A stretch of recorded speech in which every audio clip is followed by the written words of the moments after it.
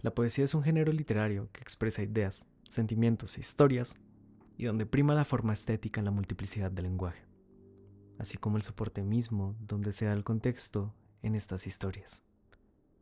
Se utilizan recursos que van desde las rimas hasta la complicidad de algunas figuras dentro de los escritos que nos llevan a deambular, a desviar la mirada y a adentrarnos como si se tratase de un movimiento que el autor nos lleva a recorrer, casi que desde el mismo paso por las páginas, verso a verso, punto a punto. A su vez, de entre tantas composiciones distintas, desde tantos puntos de vista y contextos totalmente diferentes, hay siempre algo que nos motiva a seguir escribiendo.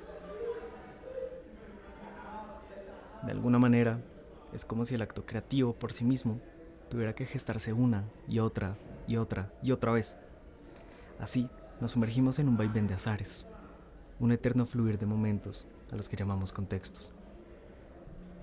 En ellos nos reconocemos, nos desdibujamos y nos reflejamos, como sombras danzantes sobre el lienzo efímero del tiempo.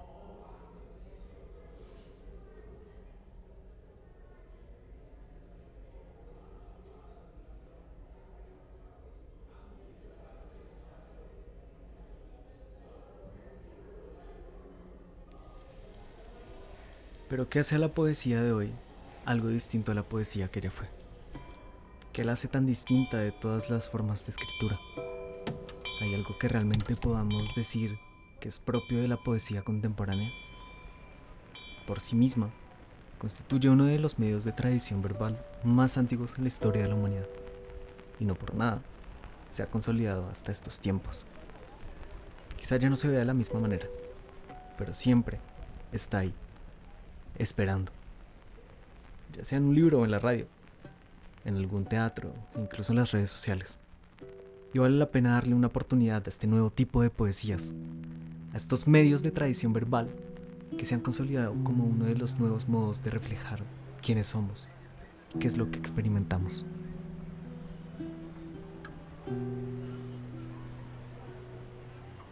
Por supuesto, nada de lo anterior tendría sentido si no hubiera ya gente que se dedicara a hacer de la poesía una forma de vida. Es más, es precisamente ese el motivo por el cual estás aquí, escuchando. Bueno, yo creo que en lo fundamental, toda gran obra de arte que se respete tiene que ver con la poesía. La poesía para mí es la forma más bella de poder comunicar lo que uno tiene dentro. Bueno, una súper aclaración. Yo hablo de que la poesía es bella, pero realmente tocaría también entender qué es la belleza, ¿cierto? Porque la belleza es muy subjetiva y hay cosas que yo considero que no son para nada bellas, pero que son muy necesarias, porque el humano no es bello siempre. Y eso también para mí es poesía. Así que una aclaración válida ahí. We don't read and write poetry because it's cute. We read and write poetry because we are members of the human race. And the human race is filled with passion. Medicine, law, business, engineering, these are noble pursuits and necessary to sustain life. But poetry, beauty, romance, love, these are what we stay alive for. Que mi poesía nace desde mi propio ser, ¿cierto? Desde mi propia experiencia. Eh, pero apenas sale, empieza a tener también una perspectiva y una opinión. Y siento que es bastante valioso como poder compartir eso con los demás y que tenga también un propósito, en mi caso. Así que ambas opciones. Es una forma de expresión, de sanación, de manifestación y también una forma de plantear una nueva perspectiva.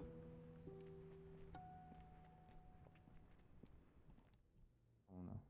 O sea, claro, tú puedes dedicar arte, poesía, puedes dedicársela a algo, puedes estar inspirado en una persona, en un evento, en una institución, lo que sea, ¿no? Pero la poesía al final del día es un acto que uno hace, que yo creo como todo el arte, lo haces por ti, para ti, por tu propia satisfacción, ¿no? Por tu propio beneficio, por tu propia necesidad. Creo que pues por lo menos de ahí nace la necesidad de hacer arte, ¿no? De nosotros contar algo. Así como en toda obra es inherente la relación entre el artista y su creación, en ese sentido, entre las innumerables formas de dar significado, basta con observar a un par de personas en las calles, en los puentes, las matas, los animales, la lluvia, los andenes, cercas o carros. Bueno, uno siempre que escribe, siempre quiere decir algo nuevo, ¿no? Distinto, y tener en esa medida como una voz propia. Yo creo que eso es lo que caracteriza como el universo de un escritor. La música que yo escribo trata mucho de vulnerabilidad, entonces me gustaría creer que las personas al entrar en contacto y escucha con mi música pueden identificar cosas que no se habían escuchado antes. Así que me gustaría pensar mm, que sienten, que se ponen a sentir el pecho. Yo siempre he sentido el lenguaje como un bosque de símbolos inconmensurable, ¿no? Pues que cada vez que uno, a través del habla cotidiana a medida, digamos, que explora la escritura o lee mucho, pues se da cuenta, digamos, que el lenguaje pues tiene muchas implicaciones y muchas connotaciones, ¿no? De que no todo el mundo a partir de las mismas palabras siente o interpreta lo mismo, ¿no? Yo sí creo que las letras que se escriben, ¿sí? Y que yo escribo son poesía. No creo que todas sean poesía clásica. En efecto, el contexto impacta el arte que uno crea. Definitivamente el hecho de que las letras que yo escribo vengan a partir de mi experiencia. ¿Cómo es que digo tanto si ya no hay nada que decir? ¿Cómo es que odio tanto si ya no hay nadie a quien odiar? ¿Cómo es que sueño, sueño si ni siquiera estoy aquí? ¿Cómo estoy tan sola que la nada me empezó Lo a hace hablar? completamente distinto, asimismo como las letras que el poeta escribió hace muchos años vinieron de muchas experiencias diferentes que yo no puedo imaginar. Entonces, sí considero que mi poesía lo es, pero siento que es muy distinto. Simplemente creo que tienen en común que es arte, que es escritura y que es una bella forma de expresar lo que uno siente. Decía, yo empecé a hacer estas cosas y luego dije, pues supongo que son poemas.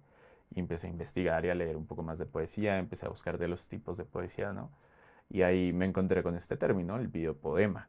Es el mismo cine, ¿no? Incluso el teatro podríamos llegar a hablar. O sea, es la fusión de diferentes cosas que crean este algo. Y en el caso de la videopoesía es el poema, la proclamación, la imagen, si tiene música, el sonido. O sea, yo creo que es lo que es, ¿no? O sea, no sabría decir si enaltece el poema porque lo que te digo, yo escribo poemas que a veces los escribo simplemente en texto y nunca voy a pensar hacerles vida, pero hay otros que escribo y digo, no lo siento completo a menos que esté acompañado de esto, porque esta es la forma en la que lo concebí, como un videopoema. Hay otros que no, hay otros que sí. Yo creo que depende mucho también de la intención. Si me permites responderte aquí, Benedetti en uno de sus libros, El olvido está lleno de memoria, él de hecho tiene un poema muy bonito que se llama Poetas Menores. ¿Alguna vez le han dicho, en clave de odio manso, que siempre ha sido un poeta menor? Y de pronto ha notado que se sentía a gusto en ese escalafón. En los años de vuelta es muy gratificante ser un poeta menor, cuando lee y relee a sus poetas mayores y dialoga con ellos, ya no de igual a igual, sino entre desiguales. Asume sin recelo la distancia cordial y también sideral que los separa de ellos. Lo bueno, lo mejor, es que en esa distancia no circula la envidia. Los poetas mayores son mayores de veras, entre otras razones, porque se los compara con los poetas menores. Su genio es la ventaja sobre los desvelados, que hacen mala letra por vocación y a veces por equivocación. Después de todo, ¿qué sería de los poetas mayores sin los poetas menores, sin su aliento? Los poetas menores escriben a menudo, por amor, por temblor, y llaman al pan pan o viceversa, al vino vino. Hacen versos a solas, en las terrazas, en los aeropuertos, construyen sus silencios en medio del fragor y llenan de palabras la cautela. Ciertos lectores dicen que son casi como ellos, son lectores menores, por supuesto. Unos y otros admiran a los poetas mayores y se nutren con citas de sus obras completas. En los años de vuelta es muy gratificante ser poeta menor.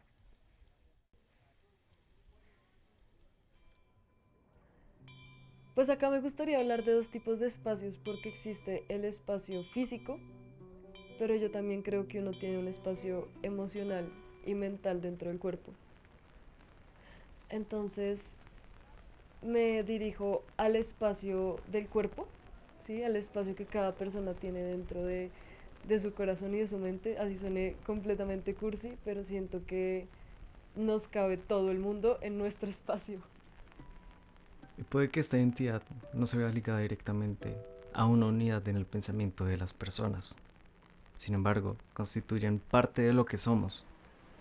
Como la opinión pública sigue estando en las calles, ya sea en los murales, en la ropa, en la forma en la que las personas hablan o mantienen conversaciones.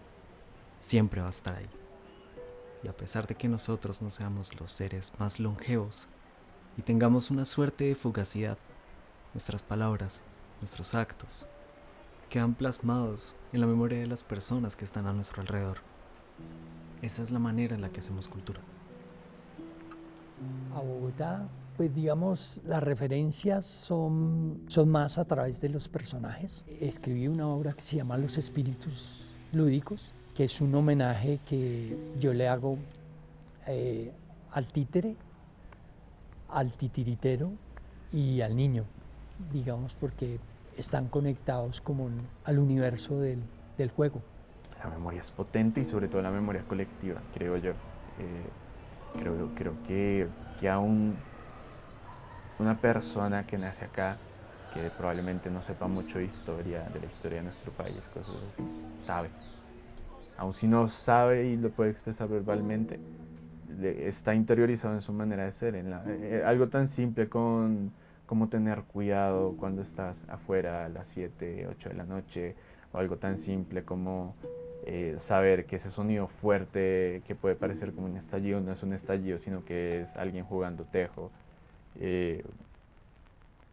Yo creo que la memoria colectiva es algo que está tan metido en nuestra identidad que es muy difícil olvidar. De hecho, yo voy a parecer el mayor fan de Benedetti, pero Benedetti, justo en este libro que había agarrado ahorita, que se llama El olvido está lleno de memoria, que básicamente postula eso: el olvido no existe, es un simulacro. El olvido es lo que los humanos queremos o intentamos hacer a veces, pero no podemos olvidar, es imposible. La memoria siempre existe.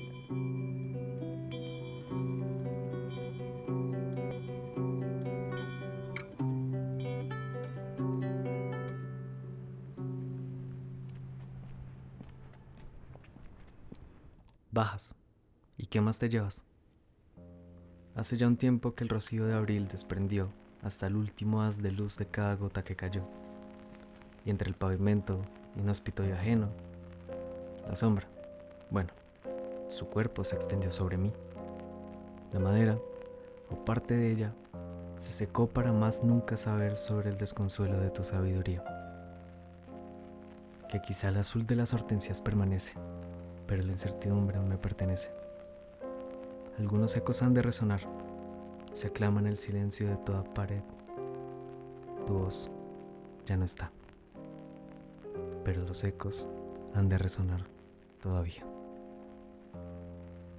Entre tanto, el tiempo pasa, y pese a no ser el único que espera tu presencia, suele sentirse como si fuera el único que la nota. Los jardines florecen, las nubes van y vienen, y las luces de la ciudad se prenden, aún con furor, aún con añoro, aún con cierta inquietud, porque hay algo inerte. Será un sollozo entre el coro. Es débil, Se siente desconcertado, hambriento y cautivo, enojado, frustrado. ¿Será que entre las miles de estrellas puede haber una que brille con el mismo vigor? Que aún en la frialdad del pavimento busque entre las ventanas la cura al desamparo. No, será una certeza que nadie más podrá llamar papá.